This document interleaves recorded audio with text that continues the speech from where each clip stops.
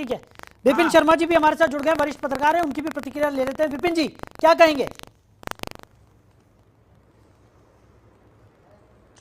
देखिए, मैंने अभी सबको सुना, साहिल जी, और सर्वप्रथम मैं बोलना चाहूंगा, ये देश हम सबका है, गंगा जमुनी तहजीब वाला देश, अमन पसंद मुल्क। और यहाँ पर ये वही देश है जहाँ पर फूल वालों की सैर निकालने की रिवायत रही है, जो हिंदू और मुसलमान भाइयों की एकता, सौहार्द और प्रेम का प्रतीक रहा है। लेकिन मुझे आपत्ति इस बात से है जब तुष्टीकरण की राजनीति होती है।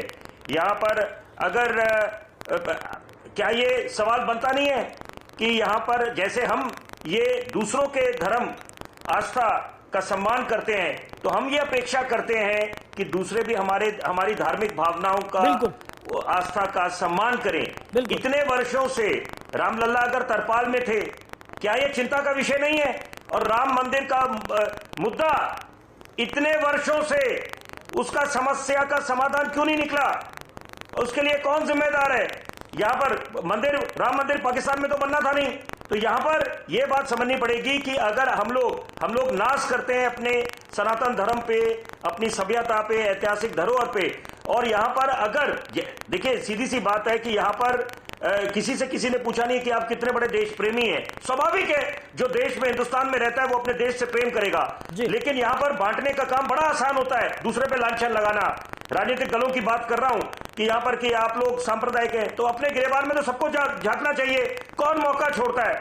सब मौके परस्त हैं यहाँ पर। और जब चुनाव आते हैं, लोकतंत्र का महापर्व आता है, वहां पर राजनीति शुरू हो जाती है, सियासी रोटियां सेकने शुरू कर देते हैं, एक दूसरे पे आरोप प्रत्यारोप लगाना शुरू कर देते हैं। ये भूल जाते हैं कि यहाँ पर अगर जिम्मेदार हैं, दंगे फसाद हमारे मुल्क ने बहुत देख लिए, अब हमें दंगे फसाद नहीं चाहिए, हमें विकास चाहिए। और 21वीं सदी की आवाम है, उसको विकास की अपेक्षा है।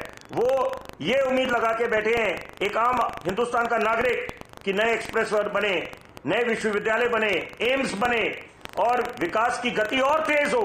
हम लोग मिशन सर्कल और इकोनॉमी की तरफ रुख करें, हम लोग वोकल फॉर लोकल करें, स्वदेशी को अपनाएं, आत्मनिर्भर बने, हिंदुस्तान को महाशक्ति बनाएं, हिंदुस्तान को विश्व गुरु बनाएं, 5 ट्रिलियन डॉलर इकोनॉमी बनाएं। और यहां पर सबको अपनी भूमिका निभानी पड़ेगी।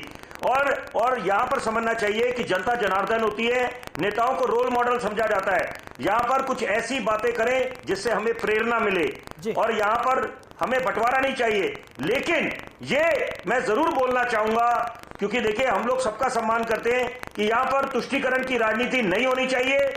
और सबसे बड़ी बात है, अगर हम दूसरे की धार्मिक भावना का सम्मान करते हैं, हमारी भी धार्मिक भावना का सम्मान होना चाहिए, हमारे सनातन धर्म का सम्मान होना चाहिए। और चुनाव के समय हम लोग मंदिर मस्जिद का रुख कर लेते हैं।